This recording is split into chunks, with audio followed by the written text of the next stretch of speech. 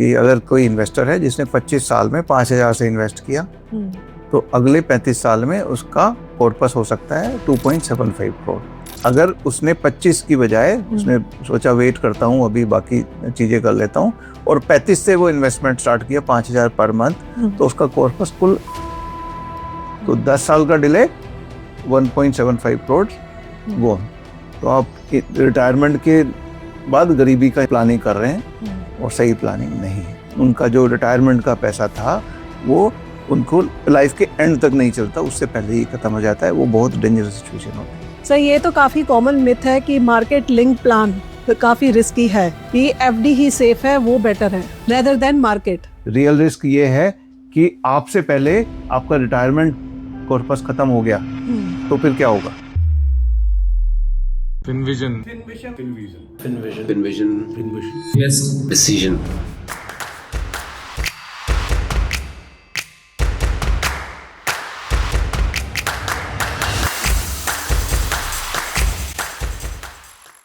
जय हिंद दोस्तों, retirement planning के बारे में हम सबके दिमाग में कुछ ऐसे मिथ चल रहे होते हैं। लोग सोचते हैं कि मेरी सैलरी कम है, मैं क्या प्लान करूंगा, पीएफ का अमाउंट ही सफिशिएंट है। ऐसे बहुत सारे मिथ है, तो हम उसको एक एक करके समझते हैं कर्नल संदीप महलवा से। जय हिंद sir, welcome to the show. Yes, very true. और हम सब में, सबकी लाइफ स्टेजेस में ये बहुत सारे मिथ चल रहे होते हैं कि मेरे पास तो पैसे कम है, मेरे पास तो टाइम कम है, मैं तो लेट हो गया, या रिटायरमेंट प्लानिंग तो बड़े लोगों का काम है, मेरा नहीं है। नहीं, रिटायरमेंट प्लानिंग सबके लिए जरूरी है। आज हम सारे मिथ्स को तोड़ेंगे और अगर आज नहीं तोड़ा तो हमें जिंदगी भर पछताना पड़ेगा। बिल्कुल। आइए स्टार्ट करते हैं। और वैसे भी मैंने डाटा भी देखा है जिसमें 70% इंडियंस ने अपनी रिटायरमेंट की प्लानिंग नहीं की होती।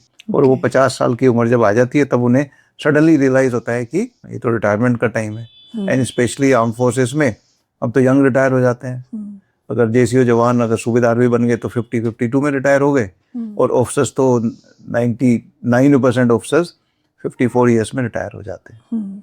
तो अपनी रिटायरमेंट प्लानिंग टाइम से करना और आज ही करना बहुत इंपॉर्टेंट है। बिल्कुल। कुछ मिथ्स हैं, आइए सबको ब्रेक करेंगे। तो सबसे पहला मिथ है कि लोग सोचते हैं कि मेरी अर्निंग कम है तो मैं सेविंग कैसे करूं, तो ये तो बड़े लोगों का काम है, ऐसा मन में धारणा है। तो ये क्या सही है? नहीं, ये बहुत गलत मिथ है। ये बिल्कुल सही नहीं है। रिटायरमेंट प्लानिंग सबको जरूरी है। बिल्कुल। और खासकर आजकल, क्योंकि पिछले जमाने में तो हम जॉइंट फैमिलीज में रहते थे तो परिवार में कोई ना कोई हमारा सहारा दे देता था जब हमारी ओल्ड एज आती थी, या ट्वाइलाइट ईयर्स बोलते हैं, उसमें होते थे। आज के दिन हम न्यूक्लियर फैमिलीज हैं, सबकी छोटी छोटी फैमिलीज हैं, सब अपना ही गुजारा कर रहे हैं। और तो आपको भी रिटायरमेंट प्लानिंग करनी है। ये पैसे का गेम नहीं है रिटायरमेंट प्लानिंग, ये डिसिप्लिन का गेम है। बिल्कुल। आप छोटे से ही स्टार्ट करिए, लेकिन अपने रिटायरमेंट जब आप एक्टिव इनकम आपकी बंद हो जाएगी उसका प्लान जरूर करिए।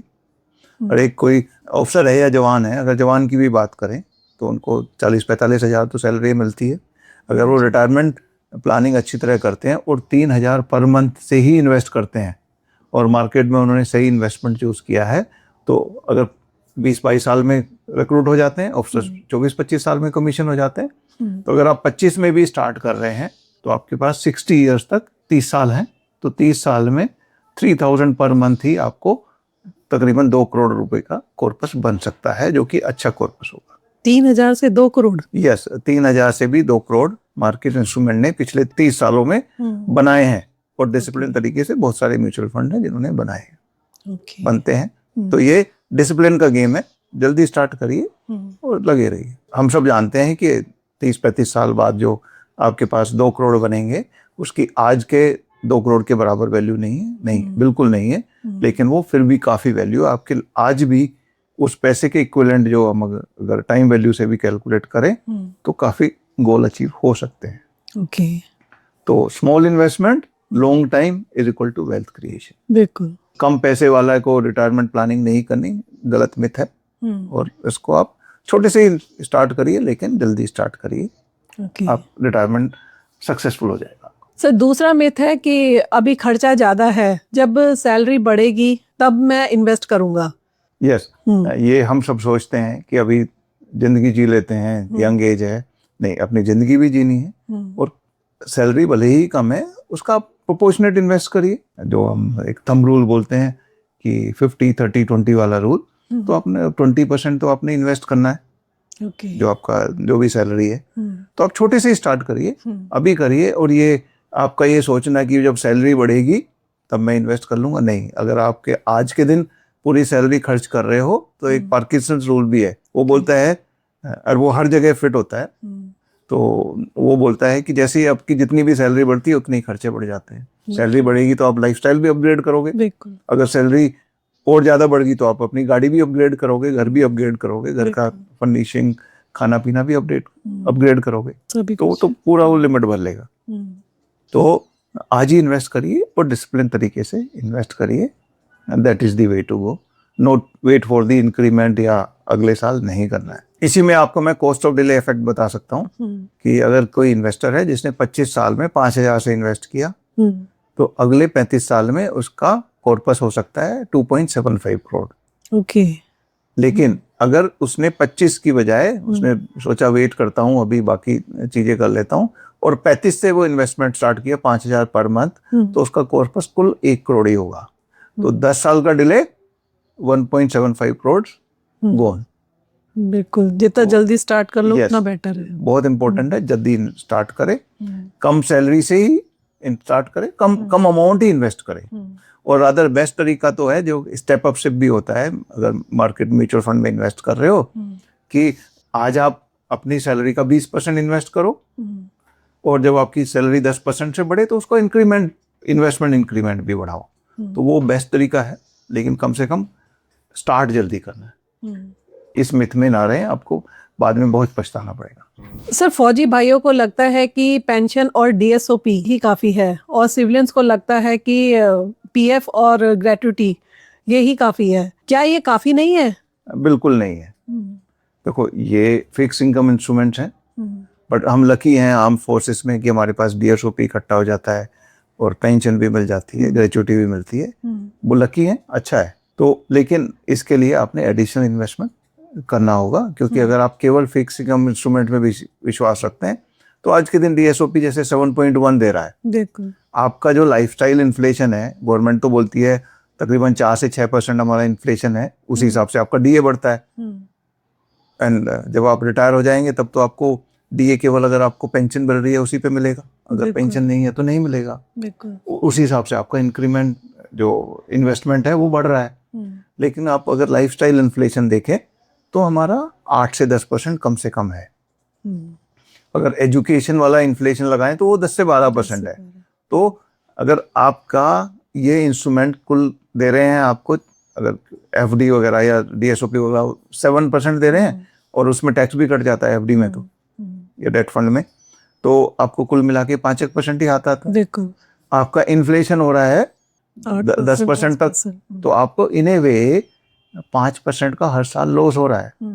तो आप रिटायरमेंट के बाद गरीबी का प्लानिंग कर रहे हैं, और सही प्लानिंग नहीं है। बिल्कुल। तो आपने एग्रेसिव एसेट्स में, ग्रोथ एसेट्स में एक्सपोजर लेना ही है। और इसका अगर मैं रिटायरमेंट के बाद, दूसरा मिथ का दूसरा पोर्शन ये भी है कि रिटायरमेंट के बाद कुछ लोग लगते हैं कि भाई अब तो हम रिटायर हो गए, तो अब तो केवल एफडी में ही इन्वेस्ट करके सेफ रहेंगे। तो उसमें ये भी पाया गया है कि उनका जो रिटायरमेंट का पैसा था वो उनको लाइफ के एंड तक नहीं चलता, उससे पहले ही खत्म हो जाता है। वो बहुत डेंजरस सिचुएशन होती है। तो प्लान करें। अगर आज आपकी उम्र मान लीजिए 30 साल है और आपका घर जो है 50,000 पर मंथ से चल रहा है, तो जब आप 60 के होंगे या 65 के होंगे तो 65 में वो वही खर्चा, वही लाइफस्टाइल, तो आपका तकरीबन 2.25 लाख रुपए पर मंथ चाहिए होगा, बढ़ जाएगा। तो उतना ही आपने, और ये कुल मैं 6% इन्फ्लेशन की बात कर रहा हूँ। 50,000 आज और 25 साल बाद जो उसी खर्चे को, उसी लाइफस्टाइल को मेंटेन करने के लिए आपका खर्चा तकरीबन 4.5 टाइम्स बढ़ जाता है। बिल्कुल। तो वो फिक्स इनकम या डीएसओपी या पीएफ वाले इंस्ट्रूमेंट्स में नहीं आएगा, वो ग्रोथ एसेट्स में आएगा। बिल्कुल सर, ये तो काफी कॉमन मिथ है कि मार्केट लिंक प्लान काफी रिस्की है, कि एफडी ही सेफ है, वो बेटर है रेदर देन मार्केट। नहीं, ये बहुत गलत मिथ है, एंड इसे ओवरकम करना पड़ेगा अगर आपने अपनी जिंदगी इज्जत से बितानी है। और स्टाइल में बितानी है। क्यों? क्योंकि जो फिक्स इनकम इंस्ट्रूमेंट्स हैं वो आपको 7% का रिटर्न दे रहे हैं। बिल्कुल। अगर उस पर टैक्स लग गया, एंड जनरली हम आर्म्ड फोर्सेस ऑफिसर्स तो 30% ब्रैकेट में आते हैं, तो आपके रिटर्न्स 5% ही रह जाते हैं। बिल्कुल। आपका लाइफस्टाइल इन्फ्लेशन 8 से 10% है, तो इन ए वे आपको नुकसान हो रहा है ना हर साल। तो ये मिथ सही नहीं है। आपके रिटायरमेंट प्लानिंग में रिस्क ये नहीं है कि मार्केट वोलेटाइल है, अप एंड डाउन है। नहीं, रियल रिस्क ये है कि आपसे पहले आपका रिटायरमेंट कॉर्पस खत्म हो गया तो फिर क्या होगा? बिल्कुल। क्योंकि रिटायरमेंट के लिए तो आपको लोन भी नहीं मिलेगा। बिल्कुल। ठीक है। और आजकल जो है न्यूक्लियर फैमिलीज हैं, छोटी छोटी फैमिलीज हैं, बच्चे आपके दूर रहते हैं, उस टाइम पे कौन सहारा देगा? जब खाली हाथ बैठोगे तो शायद कोई सहारा नहीं होगा। अगर आपके पास पेंशन है तो पेंशन भी लिमिटेड होगी, क्योंकि पेंशन में कोई इंक्रीमेंट नहीं मिलता रिटायरमेंट के बाद, और डीए भी पिछले साल अगर देखें तो डीए 4% ही बढ़ा। तो इन आपकी रोजमर्रा की जिंदगी लाइफस्टाइल 8 से 10% बढ़ रही है, और जैसे जैसे लाइफ इवॉल्व हो रही है तो खर्चे बढ़ ही रहे हैं, कम नहीं हो रहे। बिल्कुल। आपको लगेगा कि भाई रिटायरमेंट के बाद जो है मेरा काफी खर्चे कम हो जाएंगे। यस, कुछ लाइफस्टाइल खर्चे कम हो जाएंगे, आप बाहर ज्यादा नहीं जाएंगे, ज्यादा खाएंगे पिएंगे नहीं, लेकिन मेडिकल बिल तो बढ़ेंगे। बिल्कुल। सब कुछ ECHS में कवर्ड हो जाएगा। और यस, अगर आपको लगता है कि ECHS से इलाज करा पाओगे, अच्छी बात है, लेकिन ECHS जाने के लिए भी तो आज शायद आप पब्लिक ट्रांसपोर्ट में जा सकते हो, कारपूल करके जा सकते हो, तब तो हो सकता है अलग से एम्बुलेंस बुलानी पड़े, उसका खर्चा कहाँ से लाओ? बिल्कुल। तो आपने मार्केट इंस्ट्रूमेंट में कुछ पोर्शन को डालना ही चाहिए, और कुछ पोर्शन आपका डेट में भी जरूर होना चाहिए, क्योंकि मार्केट वोलेटिलिटी शॉर्ट टर्म में पेनफुल हो सकती है। तो शॉर्ट टर्म का पैसा fix income instrument oblique FDs, और लॉन्ग टर्म का पैसा aggressive asset ride the market volatility. Sir, एक और मिथ है, लोग सोचते हैं कि मैं 40 का हो गया हूँ, क्या मैं एक स्ट्रॉन्ग वेल्थ क्रिएट कर पाऊंगा? बिल्कुल कर पाएंगे। आप 40 के हो गए हैं, आज के दिन हमारा लाइफ एक्सपेक्टेंसी 50-60 नहीं है, हमारा लाइफ एक्सपेक्टेंसी तो 80-90 है। तो 40 के आप ज्यादा हो गए हैं, आप तो अभी मिडवे भी नहीं है। जितनी लाइफ आपकी गई है उससे तो बहुत ज्यादा आगे है। तो अगर आप 60 ईयर्स तक भी काम कर रहे हैं तो अभी आपके पास 20 साल हैं। बिल्कुल। लेट हो गए हैं, यस, जल्दी किया होता तो बहुत अच्छा होता, लेकिन अभी गाड़ी छूटी नहीं है, अभी भी आप प्लान कर सकते हैं। अगर मैं आपको सिंपल मैथ समझाऊं, अगर 25,000 पर मंथ 40 साल में किसी ने स्टार्ट किया इन्वेस्टमेंट, अब 20 साल इन्वेस्ट किया और 12% ग्रोथ भी आ रहा है, तो आपके पास 2.25 से 2.5 करोड़ हो सकते हैं, अगर मार्केट में समझदारी से इन्वेस्ट किया और आपके 12-13% रिटर्न्स बने। तो आपका जितना आपको DSOP ग्रेचुइटी पूरा इंक्रीमेंट मिल रहा है, कॉर्पस मिल रहा है, उसके इक्विवेलेंट आपका अगले 20 साल में हो सकता है। तो देर आए पर दुरुस्त आए, एंड कभी आपकी ट्रेन नहीं छूटी है। Best time to invest and plan your retirement was when you got commission और व्हेन यू गॉट रिक्रूटेड, लेकिन सेकंड बेस्ट इज टुडे।